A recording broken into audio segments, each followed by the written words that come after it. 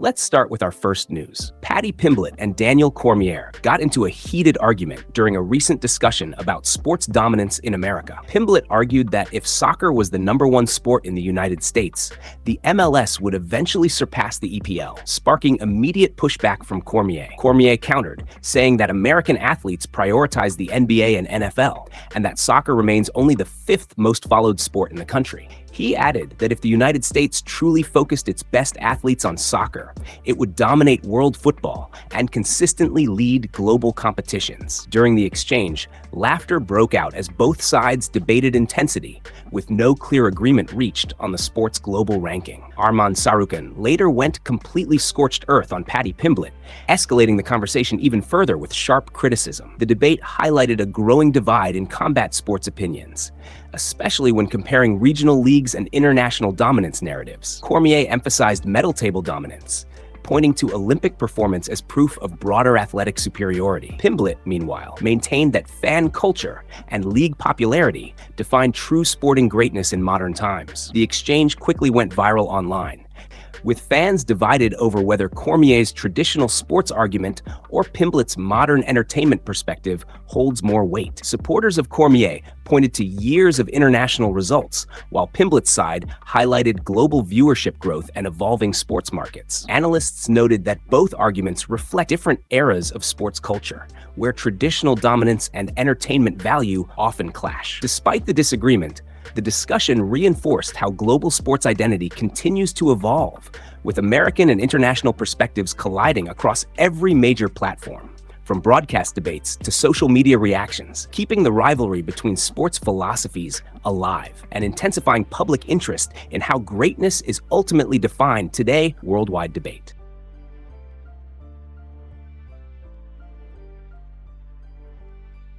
Move on to another news. Alex Pereira is raising serious concerns over his weight ahead of the Ciryl Gane fight as Luke Thomas reacts to the situation. Alex Pereira's massive new physique is dominating headlines after he dropped an ultimatum for the heavyweight division ahead of his clash with Ciryl Gane. Dana White confirmed that the original plan for the White House card was for Tom Aspinall to defend his title, but injury forced a change. Now stepping in against Gane, Alex Pereira made it clear he refuses to wait for Aspinall to recover, stating that he does not think Tom is even training. He bluntly emphasized that at 38 years old, he has no time to lose and must stay active, bringing unprecedented size into the cage. MMA analyst Luke Thomas broke down the new frame, noting that skipping a brutal weight cut makes his power and chin more dangerous than ever. However, Thomas warned that carrying extra bulk is a massive gamble against a fast, agile striker like Gane. He explained that while one-shot heavyweight power translates well, the added mass could make Pereira noticeably slower in exchanges. Luke Thomas added that Pereira is likely settling around 242 pounds, noting the change is not dramatic, but the impact of weight in a 5-round interim title fight could be significant. He stressed that this is not a 3-round fight, and that conditioning, pacing, and endurance will all be tested at heavyweight intensity. Analysts believe the biggest question is whether Pereira's power carries without sacrificing too much speed, especially against elite movement like Gane's. Fans are now debating whether this physical transformation will elevate him to dominance or expose vulnerabilities in longer exchanges inside the octagon. The situation continues to build anticipation ahead of the fight,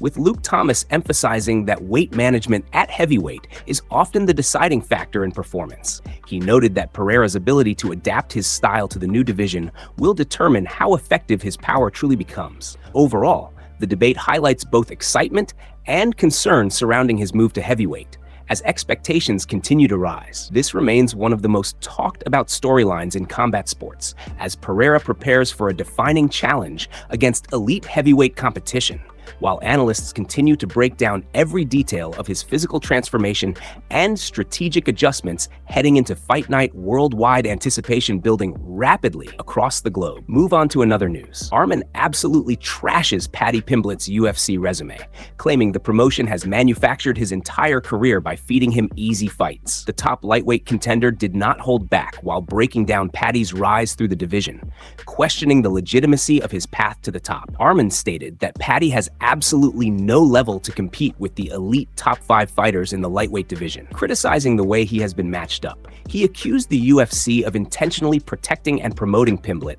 by giving him favorable matchups designed to build hype rather than test his true abilities. According to Arman, the promotion pushed Paddy as much as possible, only to eventually gift him a massive title fight opportunity against Justin Gaethje, purely based on popularity and microphone appeal. He did not stop there, as Arman escalated the criticism further, making it personal, and finishing his rant by bluntly calling the Scouser a piece of. The comments instantly sparked debate across the MMA community, with fans split over whether Paddy's resume truly reflects elite competition or promotional matchmaking. While Arman was tearing apart Paddy's record, Justin Gaethje stepped in with his own statement, backing up some of the criticism by reflecting on their grappling exchange. Justin confirmed that he had complete control over Paddy on the mat, suggesting a clear gap in grappling ability during their exchanges. He also stated that the MMA world still massively underestimates his ground game, insisting that people overlook how dangerous his wrestling and control can be. Gaethje went further,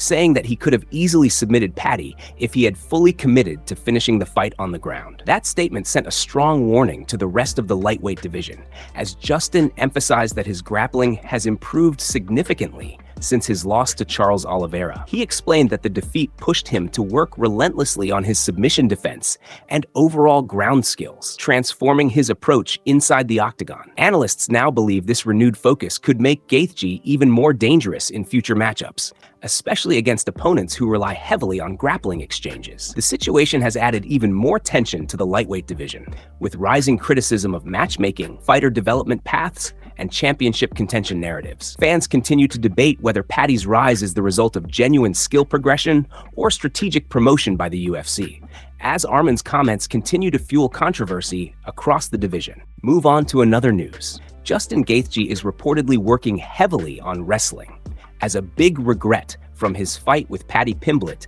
continues to resurface ahead of future matchups. Leading into the high-level lightweight clash, questions were raised about whether Justin Gaethje would rely more on his wrestling instead of striking. Interestingly, his last hard training day reportedly included an intense wrestling session, which immediately sparked discussion across the MMA community. Gaethje claimed the session was focused purely on improving his cardio and overall conditioning, but many believe it could signal a shift in his fight strategy. He has never been known to shy away from grappling exchanges, and fans are now wondering if he plans to expand that side of his game even further. During a recent episode of the Out Cold podcast, Justin Gaethje opened up about a moment of regret from his fight with Paddy Pimblett back in January. He admitted that he was frustrated he did not go for a choke finish when the opportunity presented itself during a key grappling exchange. Justin explained that he had Paddy in a front headlock position, a moment where a submission finish could have potentially changed the outcome of the fight entirely. He specifically referenced the 4th round,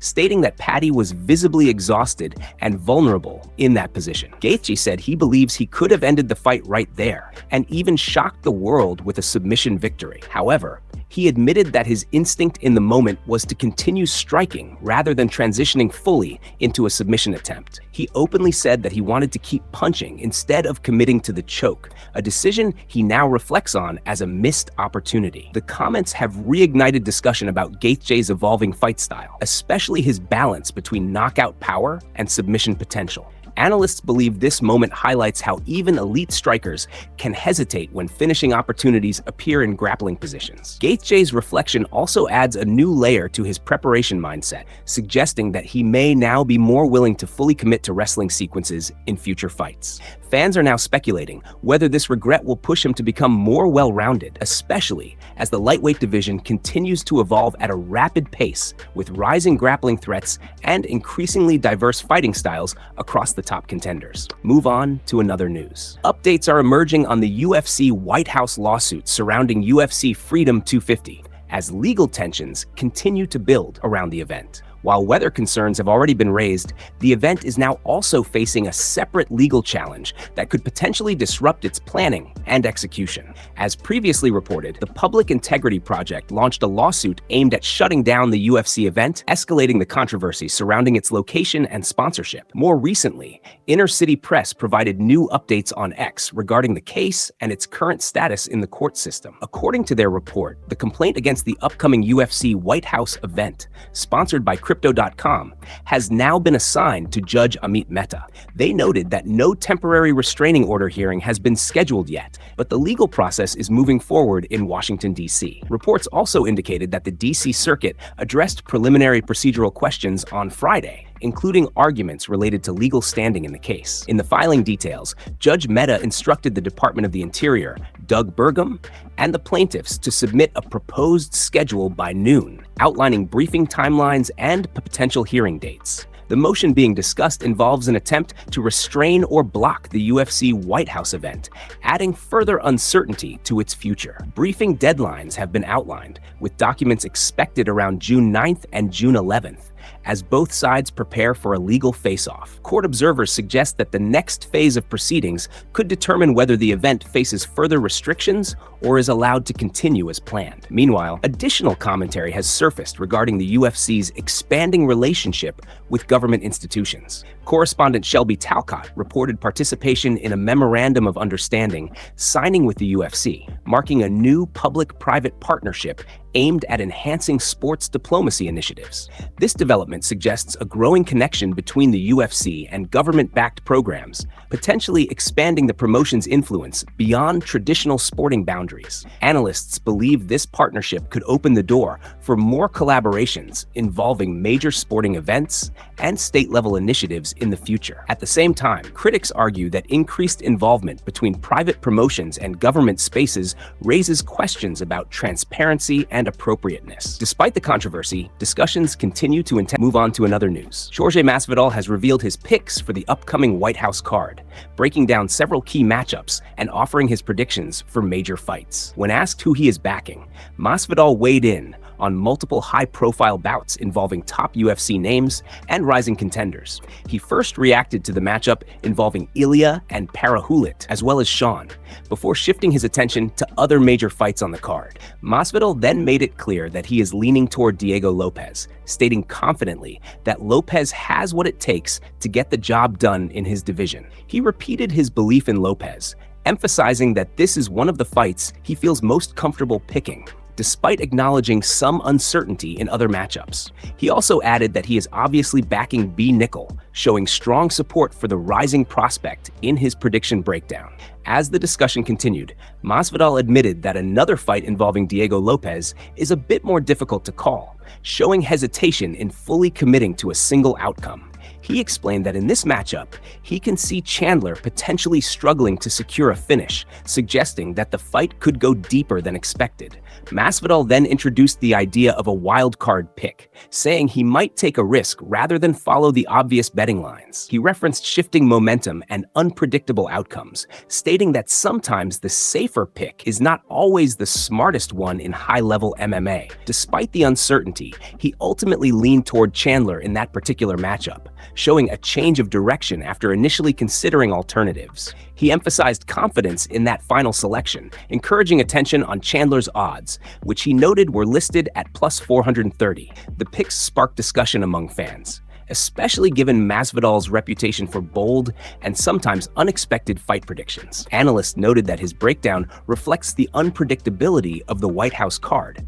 where multiple fights appear evenly matched on paper. Overall, Masvidal's predictions added more hype to the event, as fans continue debating outcomes and potential upsets across the stacked lineup leading into fight night. Move on to another news. Ilya and Justin Gaethje have gone back and forth in a heated argument, as their White House title fight discussion has now escalated into a personal and controversial feud. What started as competitive trash talk quickly turned into an ugly exchange involving family comments and personal attacks, pushing the rivalry into dangerous territory. The situation escalated after Gaethje's father reportedly mocked Ilya's height, while Justin later brought up Ilya's recent divorce, intensifying the personal nature of the conflict. Ilya responded sharply on X, firing back with a chilling warning aimed directly at Justin and his camp. He stated that Justin should have kept his father out of the conversation, referencing comments where his father called Ilya a short guy and suggested Justin would dominate him while holding a beer. Ilya then fired back at Justin, for mentioning his divorce, as well as comments suggesting he would not want to be his roommate, calling the remarks disrespectful and unnecessary. He followed up with an even more aggressive message, saying that when he puts Justin to sleep in the cage, he will look at his father and ask a single question: who's the short one now? He ended the statement with a direct threat, declaring that he is going to break Justin inside the octagon. Despite the intense verbal exchange, attention has also shifted to Ilya's preparation behind the scenes, where footage has surfaced showing a very different focus. Training clips reveal Ilya drilling heavy guard passes and lethal armbar transitions, highlighting a strong emphasis on grappling development. His Brazilian jiu-jitsu coach has reportedly warned that grappling is one of Ilya's most dangerous weapons, suggesting his ground game could be a major factor in the matchup. While Justin is preparing for what is expected to be a chaotic stand-up battle, questions are now being raised about whether Ilya plans to completely change the fight dynamic. Analysts believe he may avoid a pure striking war and instead look to drag Justin into extended grappling exchanges on the canvas. Fans are now debating whether this strategy could neutralize Justin's power or whether it could open new risks in a high-pressure title environment. The tension continues to build as both fighters exchange verbal shots and tactical hints, adding even more intensity to what is already shaping up to be one of the most heated fights in the division, with anticipation rising rapidly across the MMA world.